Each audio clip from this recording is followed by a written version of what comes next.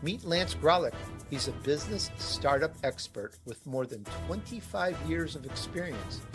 He helped grow a $225 million business. And now, are you ready for this?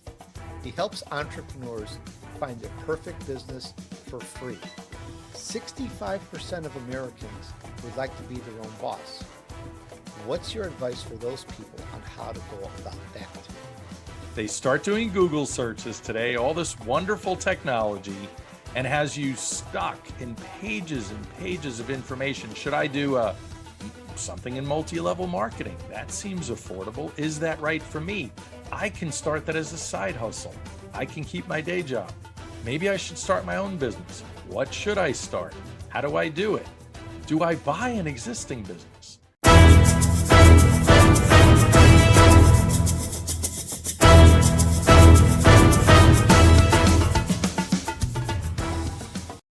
Welcome, fellow entrepreneur, and thanks for joining in with us. Now, as entrepreneurs, we're all about starting and creating a good business that helps us take care of our family, our projects, and anything else we like. That's the premise. And it's a business that we should own, even if we get some financial help here and there. Now, that said, today we're going to talk about something maybe a little bit more unique. We're going to talk about owning your own business. I know it's almost like a little tongue-in-cheek because as an entrepreneur, you already own your own business, or at least you should own it. Now let's add this to the mix. How about owning a business completely outright? And it's a business that's proven and makes money on a quick basis. Wouldn't that be great? Really? Well, I'm going to try to help you with that. We're going to discuss Own Your Business with Lance Graulich. And while we're at it, this is all about helping you and your friends turn your vision into reality. We want to help you get very successful at growing your business to a high sustainable level. And we're going to help turn you into an elite entrepreneur. Meet Lance Graulich. He's a business startup expert with more than 25 years of experience. He helped grow a $225 million business. And now, are you ready for this? He helps entrepreneurs find their perfect business for free. Does that have your attention? I think that says enough. Let's get into it. Hi, Lance. Welcome to the Tony DUrso Show. Tony, I am so happy to be here and excited to talk with you and your audience today. The pleasure is all mine. We're all looking forward to learning about owning our business, owning a business, owning a profitable business. So kind of let's start here. I mentioned just a teeny little bit of information about you. How did it all start, Lance? What's your backstory? You know, I think everyone wants to know how anyone becomes an entrepreneur. Is it a lab accident gone wrong? Is it something environmental or otherwise? In my case, grew up in Brooklyn, New York, and I'd like to say that growing up in my family, I had sort of the trifecta of investments around me at all times. One grandpa was a real estate attorney and bought buildings, commercial, residential, and had a pretty hefty clientele, and played real life Monopoly, I guess you can say. My other grandfather had his own business, barely spoke English, from Poland, created a supermarket empire, and then Dad completed that trifecta. So we had business ownership, real estate, and the third leg of the trifecta is definitely Wall Street. Stocks, bonds, etc. And Dad was on Wall Street. His company was the largest over-the-counter trading house on Wall Street. So I got to see it all unfold. I thought I was going to work on Wall Street and make a career of that. I did that throughout high school and college. Quite honestly, Tony, I got bored. You know, I had other ambitions. I liked working with people, as crazy as that sounds. Most people would rather sit on a trading desk and make trades. And, you know, that was not my focus. So I went west, joined another relative, and helped him build the TGI Fridays franchise. We started with a 4-store acquisition, and many years later, through development of new stores and also buying some existing TGI Fridays restaurants from other franchisees. Years later, we're at $225 million a year. This is in the late 80s, Tony. So that 225 million in today's dollars is probably closer to, who knows, 700 million or somewhere in that neighborhood. So Needless to say, I loved the world of franchising once I got to see it unfold in front of me with TGI Fridays, take a proven system, the support, the whole nine yards. Of course, Friday's story is not exactly a great ending. As leadership changed after years of success, it was really not a great success any longer. So, and we know that as entrepreneurs, there is a timetable for certain businesses, adapt or die in some instances. And we're always looking for that incremental income and revenue. And, life is about continuous improvement, right? So, needless to say, my journey took me into my own franchise businesses as I had an economics degree, loved the world of franchising. I became a franchisee of Wingstop and Krispy Kreme donuts in multiple states with partners. Look, I made a lot of mistakes along the way, but I did learn that everybody has an opportunity to either create their own business, which obviously is very difficult and very time consuming, or model success. Follow the path of an amazing franchise. And most of the listeners and most people in general know about restaurant franchises or retail related franchises. I have a friend that owns 19 Great Clips hair salons. A lot of people know Great Clips because they see them in almost every shopping center in America, it seems. But there are thousands of franchise opportunities, just like stocks, thousands of opportunities that people do not know about, and you're not going to find doing a Google search. Because in most cases, people don't know exactly what they're looking for. And that's where I help people. So success as a franchisee of Wingstop and Krispy Kreme donuts, I also created or co-created with a partner that funded it, a gourmet donut shop in Las Vegas called Pink Box Donuts. That's an outrageous success. I started that from scratch. That was one of my success stories, starting from scratch. But so I know how much time and energy goes into building a business the right way. And I love to show people that the franchise world has options that you don't even know exist. And I'm happy to show it to people, as you said, for free. And I match people up with, well, I call it their what. What investment is somebody looking for? What role do they intend to play? Yes, you can actually be a part-time owner. Now, it's kind of fun little title, part-time owner. You're still the full-time owner, but you're really participating part-time because you're going to hire a manager that the brand will train for you. And Lance, I want to drill into some of this. You've brought up a absolutely. lot of points. This is so interesting and fascinating. We are entrepreneurs. We are business owners here. We own our business, or at least we like to think we own our business. It all depends on how invested we are and so forth. And there's several things to go into, but the one thing that just catches my attention right away is you're helping entrepreneurs find their perfect business, and you're doing it for free. Where did this vision come from? Here you are, you're very successful already with owning multiple businesses, running them well, or having others run them well.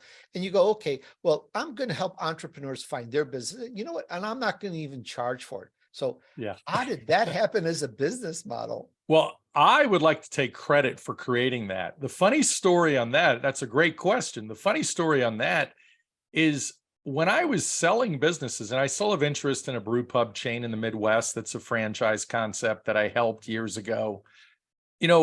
I fell into franchise development, franchise sales, franchise brokering or consulting. Somebody 15 years ago said, hey, you've helped fix our brand on the operations side. How about helping us sell franchises? And I said, well, that doesn't seem complicated. I'm a guy from New York that loves to talk to people and loves to build relationships. How difficult can it be selling a good franchise? And I realized there was some nuances to it and found out that, wow, you do this for free, kind of like a real estate agent or broker. You work for free and you get paid a commission. So I get paid, I have negotiated commissions, depending if it's a single unit, single territory, multi-unit, multi-territory deal. So I have about 800 brands, over 800 brands today, and negotiated commissions. And here's the beauty of this, though, Tony. If people avoid a real estate agent, you can save money on that commission. Not so with franchising. Whether you use me or not, you actually, you are not paying the franchise fee. You are not paying my commission. The franchise fee is exactly the same. So I'm truly a free resource. So I always tell people, resource up and I'll help you out. It's like being a realtor in a way where you help a person find the perfect home. You do all this work and they don't pay you a penny. Exactly. I like that. I like that. So now that begs the question. This is the question of questions. W- Why do you do it? What's the purpose? What's your reason for even doing this at all, Lance? You know, I'm a fast mover. And although I did grow up in a family of entrepreneurs and I had no chance of being employed, my father told me when I was young, I always worked. In college, I got a job and my mother yelled at me. She found out I got a job and she said, I just looked in your checking account. In the old days, we had a joint checking account. She put money in there. My goal, her goal, the family goal was you're in and out of college in 4 years and you're working with your dad. She yelled at me for getting a job because it was all this money from these bars I was running for this CPA. And so I had a strong work ethic. I wanted to work. So as I became my own boss and I enjoyed the heck out of it, I realized so many things that I screwed up and realized that nobody told me. Even people that I asked in the early days, is there anything I need to know? How could I screw this up? I didn't know what I didn't know. And until I went through it, until I went through that pain, partnership issues. And, I thought I had enough money, did a private placement, one deal with some attorneys, and they never even raised enough money. I did. And we were strapped for cash initially, although the businesses were doing fantastic. So long and the short of it, the answer to your question is rather simple. I wanted to be that resource that to people, to future business owners that I never had access to, or at least I didn't know where to find that individual.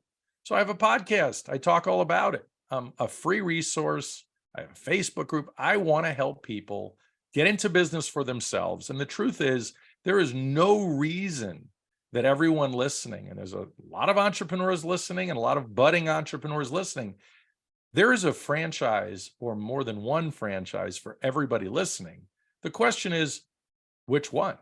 And that's where I come in. I come in with the how. People always wonder and they get stuck. How do I do this? Well, I'll give you the how. I like that. We're going to talk more about that. We're talking about own your business, or should I say own your own business, with Lance Graulich, and you can find him at Grant's. Okay, little blooper there, but we'll take that out. Your new name is Grants. Okay, all joking I've been aside. called worse. Oh, good.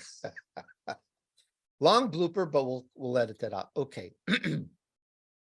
And you can find him at lancegraulich.com. You know how to spell that, so we'll move on. Actually, it's LanceGraulich.com, lancegraulich.com. Check it out. You'll find out all about it. Lance, let's kind of dive into your vision path here. I've mentioned this a few times. We're entrepreneurs. We love to establish businesses. We are business owners. We love to grow really nicely. So help us learn. And I just mentioned that again, so that you're not really preaching too much to the choir. But so let's start here. You told me earlier, 65% of Americans would like to be their own boss.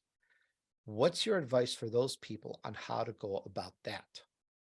Yeah, and I've seen surveys that say as high as 65%, 70%. I've seen surveys that are lower. I mean, if there's 350 million people in the country, even if it was 50 million people at a time looking to be their own boss, most people get stuck because they get stuck with information overload. They start doing Google searches today, all this wonderful technology, and has you stuck in pages and pages of information. Should I do something in multi-level marketing? That seems affordable. Is that right for me?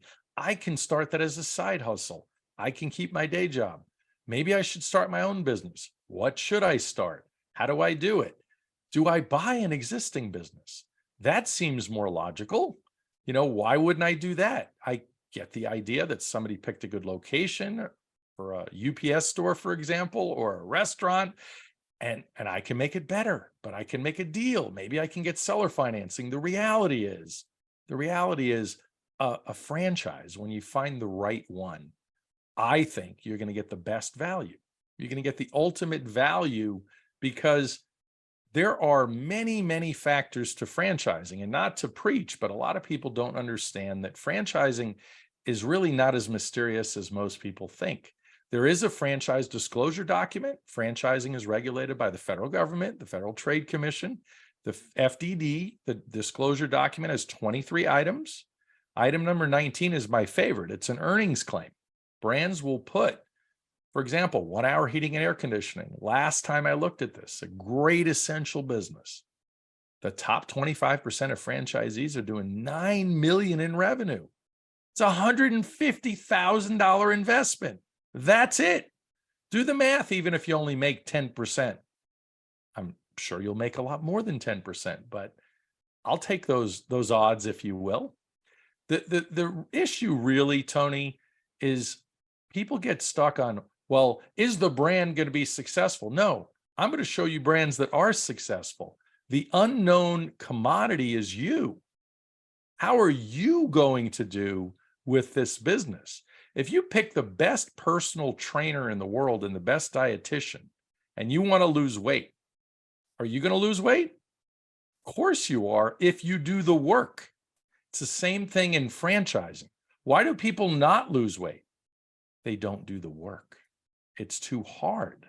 And that's sadly a very visible thing that we see in the US. We know that the obesity is a big deal. But there's a lot of people that can't be their own boss because they won't put in the work. But I'm here to help people. I just got a lady a franchise. It took almost 3 years. I had to work on mindset for the first 6 months. So she understood what she was capable of. Most people get stuck because their mind is not in the right spot. They've been told their whole life, play it safe, get a job, be a W-2 employee. After my first phone call with most people, Tony, I know exactly what's going to happen to a large percentage of those people. They're going to get off the phone so excited that somebody gave them good information, looked them in the eye, especially if it's on a Zoom call like this, and gave them great information that they can do this. And I will be supportive even after they become a franchisee. What's the first thing they do when they get off the phone with me? They tell everybody they know that they just had this great call. They can be their own boss. Here are some of the things that might fit them, but those are things to be further discovered in this journey. And their family and friends tell them, "What are you, nuts? What do you know about business ownership? You don't even have enough money." So I am there to be people's guides, and a realistic guide to put them in the right direction with financing options, with a business attorney, with a franchise attorney, with a CPA that specializes in tax advice. Because when people keep their day job, they might have significant tax write-offs or tax benefits, especially if they're a high income earner at the moment and they're investing in a business, right? Hey, Lance, because of the fact that you're speaking to the choir here, you're speaking to entrepreneurs and business owners. Because of that, there's a big question. You probably know that question. The big question is, hey, I could go online right now and I can find business after business like crazy, selling at good prices. I could Yeah. find so many businesses. So why buy a franchise? Now, just Yeah. a little disclaimer here. This is not an infomercial. I personally am not trying to sell anyone any way or not. I'm bringing you on as an elite entrepreneur who's really made success and a big difference here. And I'm just tearing this apart. Like, Yes. why buy a franchise? Why not just buy an existing business? I mean, there's some deals going really, really cheap, to use what I think is a bad word.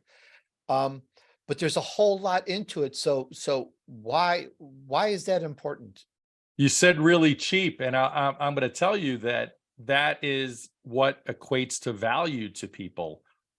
Everybody looks at value, whether you're buying a Mercedes or you're buying a an 85 Ford Escort. There's value to people based on their investment, based on their budget. Existing businesses can be fantastic. Here's the real issue, though. Many of them are something that somebody screwed up, that they're looking for a sale, they're looking to get out, maybe the lease is terrible, a million reasons, but most businesses that are out for sale, I don't think are worth much. They don't have the systems in place, and there's too much work for, let's just say what it's for sale for, and you're never going to get a better price. Now, when it comes to, sometimes you're going to find amazing businesses for sale. $800,000, a very successful business. If you have that kind of money, you can get a loan potentially. It could be fantastic. But then you're on an island all by yourself. You are handling this business all on your own.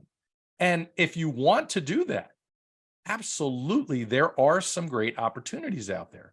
Now, I have friends that are fixers and flippers of businesses, all kinds of businesses, and they do exactly what you were talking about. They are pros, but they're not limited by geography. They're going to look across the country, and that to me is a better strategy, because then you're more likely to find things that fit within your formula.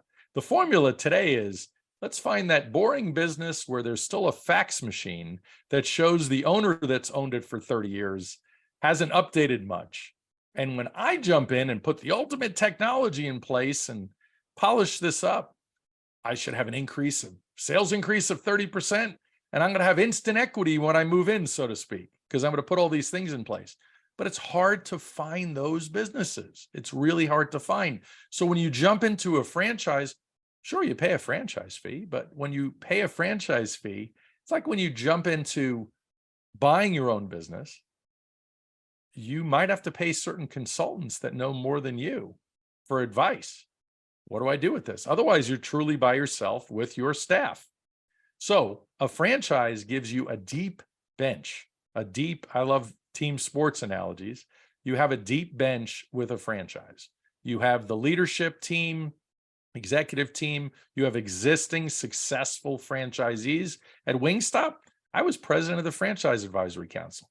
Brand new franchisees would call me on a regular basis and say, hey, I'm having trouble with the schedule. My sales are at this level. What do you think? Corporate's giving me this idea. I was told to talk with you. Franchising is a team sport, and you have nothing but help everywhere. On top of that, as brands evolve like Wingstop did when I was there, we added all kinds of things to the menu to help the food cost that was high, because chicken wing prices were going through the roof. So you work together as a team. You have group purchasing programs where independent businesses have almost zero power. Zero power. I have franchise groups that are going to major corporations for meetings, Fortune 100 companies that are their suppliers, saying, do you know who we are? We're going to be the biggest roofing franchise in the company. This is the deal that we want from you to supply all of our franchisees. So there's a lot of benefits. We don't have that much time to go through it all here, but there's a lot of benefits to a franchise. And at the end of the day, this is the best summation I can give you. The average air conditioning independent person in America probably does, I don't know, 700,000-800,000 in revenue a year, maybe. The average franchisee at 1 hour heating and air conditioning does 3.5 million. Is it okay to pay a small royalty to start and get all that knowledge and the keys to the kingdom, and then pay an ongoing royalty for them to support you for the rest of your life? So you have somebody in your corner for marketing, for everything for that matter, parts and supplies and all of the know-how, so you can go on vacation as much as you want when you have a great team in place. So Those are some good points. Good points. It's compelling. And I wonder, as you're saying that, I'm thinking, okay, well, what would be some of the best investments, let's call it investments, franchises, businesses to get into? And how do you come up with it that this is better than that, or this is good? What's your criteria, your benchmark on that? Tony asks such good questions. No wonder you're so popular. Thank you. So the reality is this. I look at essential businesses. I treat everybody that like they're my brother or sister. I look at essential businesses. We just went through a pandemic and we learned very quickly what really is essential. You need to get your car fixed. You need to hold on to your car even longer, and you want to fix it up. People want to get a ceramic coating or something like that on the outside of their car. I have a brand called Tint World. Not only do they do tint, all kinds of other services. Tint World, let me tell you something. The top 50% of franchisees have a cash flow of 400,000 plus on a $320,000 investment or so. Come on, it's incredible. So essential businesses, air conditioning, spray foam insulation. Everybody's talking about going green. What's the easiest way to go green in your own house? Make sure your insulation's right so you're not losing heat or air conditioning. So spray foam related franchises like iFoam and Spray Foam Genie are killing it. Koala Insulation. So those are 3 insulation franchises that are hot. Home care. Unfortunately, my mom passed not too long ago. My dad passed 3 years ago. We called home care franchises. My uncle needed a home care, non-medical home care, and we can talk about that briefly. Non-medical home care. My uncle had dementia. My aunt hired home care franchises round the clock, 24/7 for over 2 years to help support her. People don't want to go to an assisted living facility. They would rather be in their home most of the time. And these home care franchises, I have many great ones. Let me tell you a funny story. Validation. When I was mentioning earlier, the franchise disclosure document, the other part where it has an earnings claim, the other part of the process where you learn, you unravel the mysteries, so to speak. So you get an opportunity in any great process with a brand, with a franchisor, to talk to existing franchisees. And I had a gentleman that spoke to a neighboring franchisee and where his future territory would be. He hadn't signed yet, and he was doing validation, talking to existing franchisees to make sure they like what's going on. Those franchisees are not bound by a disclosure document. They can tell you how they feel. I've had somebody say, run away from this brand. Don't do this brand. Do something else. They screwed me over on something. Happened a long time ago. It doesn't happen often like that. But my candidate found out that this gentleman said, I did $4 million on a $150,000 investment in a non-medical home care franchise. They do medical as well, but he was focusing only on non-medical, and his net was $1 million. So my candidate called me all excited. And I said, well, that isn't going to be the norm. I bring people back to normal too, down to earth. I set realistic expectations, but it turned out he happened to talk to an incredibly successful franchisee. But validation tells people a lot. So home care is hot. Another one, let's talk about consulting. I have a brand called Schooley Mitchell. Dennis Schooley's a CPA. He used to help his clients increase their profitability by negotiating common vendor contracts, from telecom to waste and recycling contracts and data storage. And there's all kinds of different things that small to medium-sized businesses use.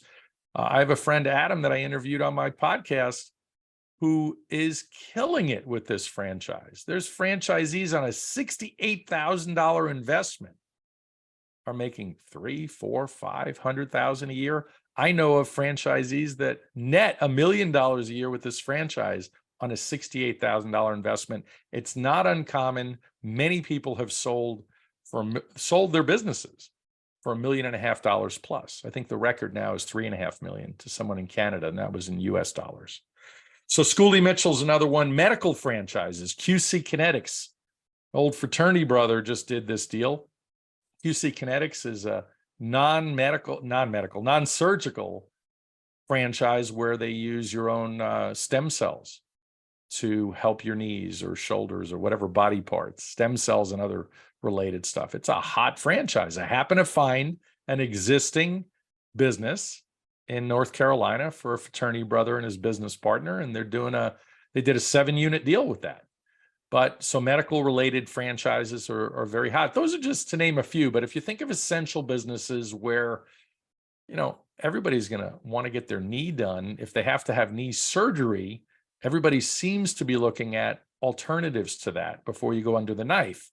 So what are the things that we need to have a great life, or, feel good about ourselves, and certainly keep our house cold in the summertime, hot in the wintertime? You're gonna call for AC, that's for sure.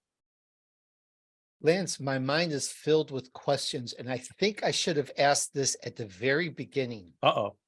but it's okay because we're covering different facets of this. I mean, I'm thinking of how things have changed over time. Way back when, 20, 30 years ago, whatever it was, you'd put in $1 million into a McDonald's. If you had $1 million, this is like, a little dream for some people. You'd go to their school and their university and they train you for 6 months or whatever. And I could have it all wrong, but I'm just giving you the concept. It was a whole different landscape. It was a whole different modus operandi on how things worked. Today, it's all different. For most of these franchises, they have you're buying into a system, as I understand it, and you're Yes. the expert. You're going to tell us it's turnkey. You're trained, you're taught, you know where to get your supplies, you know how to do your legal, you know how to do your managing. All these points are in place, which makes it so compelling as opposed to that earlier question of why not just buy an existing business? Yes. So you kind of have I've kind of put a little dots here. Maybe you can connect the dots now on some of these points just to kind of fill that in a little. Yeah. Systems. It's amazing how technology has really changed franchising. When I mentioned Dennis Schooley, the founder of Schooley Mitchell, they call it their warehouse, their back office suite, if you will, that they give you access to. I can't imagine 25 years ago trying to do those types of things without that. In fact, Schooley Mitchell didn't exist at that time, more than likely because they didn't have that type of technology. So technology has brought about a lot of franchises that on an individual basis are very hard to compete with. What franchising is also really created, I mean, I have many friends, as you can imagine, because of my experience, that own restaurant franchises. And I have a friend that called me not too long ago and said, "Hey, I just bought a couple of existing restaurants that came up for sale for the same one of the brands he's part of. He's part of several brands." And he said, "Yeah, I just bought 2 in Indiana." I said, "Indiana? You don't even have any other businesses in Indiana." And he laughed and he goes, "Well, I know the business inside and out. So with appropriate surveillance cameras, keystrokes on the point of sale system where you can monitor voids and all these different things, learning management systems to train staff. There's so much technology in place, Tony, that he can operate in any other state, a brand that he already knows, because he has people in place and he knows the business. So technology has brought about just so much more. All major brands have some sort of learning management system. Independent businesses aren't necessarily doing that. Whatever you can do. I mean, McDonald's has done these time motion studies. If we could save a couple of hours of training time by allowing people to train on their phone, it just, everything saves time. How do we get people trained more quickly? There's an old saying, some of the audience certainly has heard this before, because a lot of people don't want to invest the money in training. And people always say, "Well, what if I invest all this money in people and train them and they leave?" Of course, you know the punchline. What if you don't train them and they stay? So franchising has created some amazing training programs, and it's all based on their investment in technologies. I've had companies that invested millions of dollars in technology, and they share that knowledge, obviously, with the franchisees, because at the end of the day, in any great franchise or franchisee relationship, it's all about, if I can help a franchisee improve sales instead of 3% this year, 5%, What does that mean for me, the franchisor, across hundreds of locations? Pretty impressive. That makes good sense. And I see how technology has really made the availability of getting a business so much easier. All right. And Let me yes, with let me add technology, it's so changed. let Go me ahead. add one other thing that's one of my favorite things, real estate. Brands are putting in, you could put in your most successful locations. I mentioned Tint World earlier. They can take their top 10 locations, put their addresses into a program, various different programs out there that they subscribe to, and determine, based on those 10 highest volume stores in the United States, they can predict within a certain percentage, of error, where future stores should be in every major market in America. It's not a perfect system, but it's pretty amazing what technology has done to predict success. Impressive stuff. Very, very, very highly interesting. And recently in the past year, and I'm just gonna just mention this just because of how just as a comment to what you said. In the past year in my travels, I love traveling around the US. I found a mail office type place with that makes such a huge amount of money that it was just outrageous. And they're one of the top in the country, and they're in a small town, and there's no other facility there. It's like you just run into these deals and you look like go, wow, it wouldn't take much to just drop in and open up another place. I mean, to be one of the top in the country, but I'm not trying to sell anything. I'm just saying how Yeah. if you have this data, if you have this knowledge, your odds are better. Let's put it that way. Your odds are better at being successful in something. And that brings Yeah, up, it's all built into your business plan, of course. yeah, and that brings up another question of, you know, would I do the mail business? Well, no, I like podcasting, so I'm not going to personally do it. Someone else can do that, and there's businesses like that. And that brings up this point of wanting, do I want to do it? Do I like to do it? Is this a field that I like? Is it grow your orchids and sell orchids and make 2 million a year in orchids? Do you like orchids? I'm being a little silly, but you know what I Yeah. mean. Do we have to be, is this something we really need to enjoy? Does it make it easier if we're passionate about it? You like hamburgers? I don't eat meat or whatever, No. and I'm just, where's that level of, oh yeah, I want to get involved in this, or you can throw experience in that too. I don't know much about whatever. Yeah. Um, No, there are so many preconceived notions. In the old days, it was always about, you always heard follow your passion, whatever that was. Follow your passion.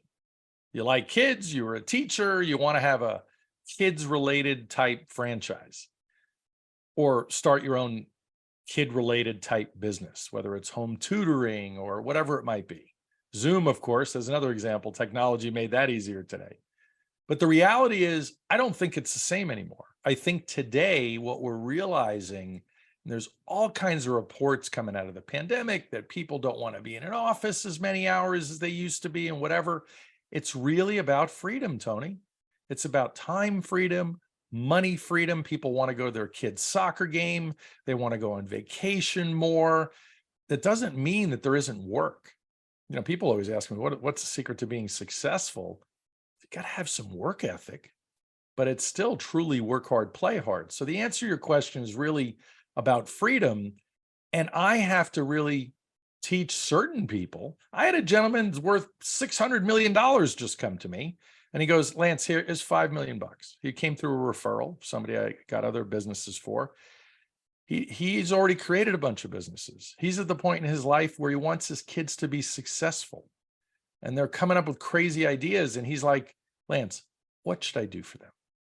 And I gave them the answer, and they pulled the trigger on a nice deal. But he had 5 million to invest. And it wasn't about any of the kids' passion. One of them was passionate about, music, and the other one was passionate about this. And I individually interviewed all of the kids, and then as a group. And his attorney got involved, and he became a partner as well in this whole thing.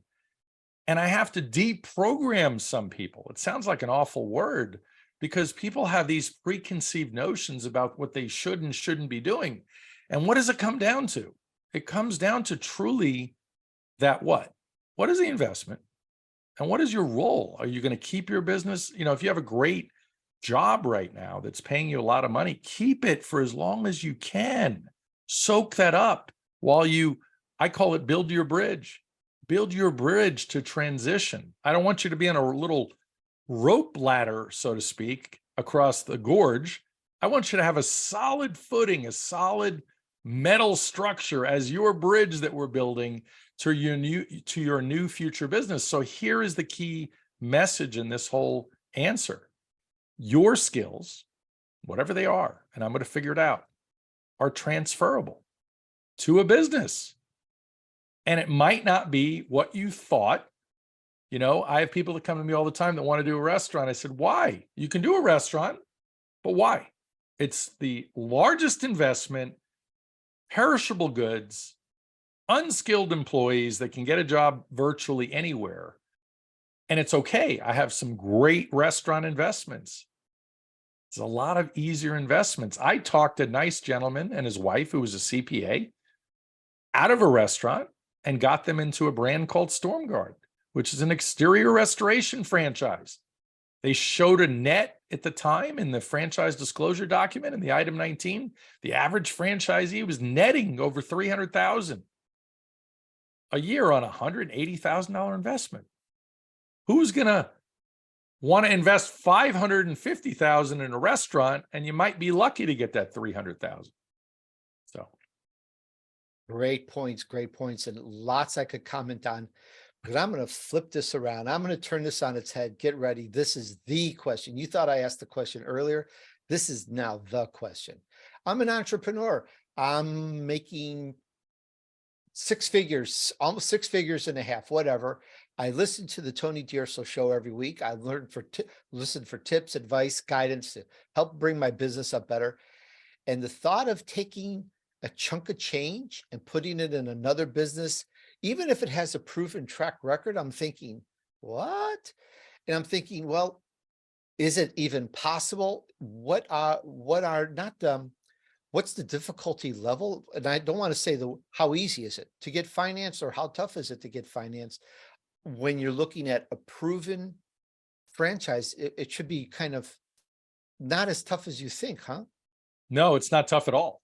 It's still a government process because the Small Business Administration is run by the government. And if you have a 680 credit score, like I have young relatives, 27 years old, I'm helping with a franchise right now. We're getting them pre-qualified right now as we speak for a $150,000 SBA Express loan. They're only going to put down $17,000, and they'll need post-closing liquidity of somewhere around $30,000. This might vary SBA lender to SBA lender. I have some great banks that I work with. Not all SBA lenders are the same. Some of the big banks, they'll decline most people because the package, so to speak, the input, the data is not positioned appropriately. But franchising being regulated by the federal government, there's an SBA registry, although I think the registry might be going away, but it might make it easier in some instances. But when brands were on the registry, that made it easier to get financing. And then it was just you, the person. What was your resume? What skills do you have that are transferable? Does a bank believe that based on your history, if you're a corporate person that managed a team, to jump into something like 1 hour heating and air conditioning, as an example, it's probably pretty easy for you because nobody cares that, it's like my buddy that has 19 Great Clips hair salons. He has no hair, Tony, and he doesn't know how to cut hair, yet he's incredibly successful with $1 million cash flow from running a business he knew nothing about. And he was taught all of it by Great Clips. Absolutely astounding. I thank you so much for coming on the show, giving us all this information. It's, again, I'm not trying to sell anything, but it's really changed my mind, my focus on achieving success on a more rapid rate by getting into something that's already proven. I mean, this is amazing. Once again, we spoke about Own Your Business with Lance Graulich, and you can find him at lancegraulich.com. Lance, thank you so much for sharing with us today. Absolutely loved it. Thank you. Tony, my pleasure. Thank you so much for having me.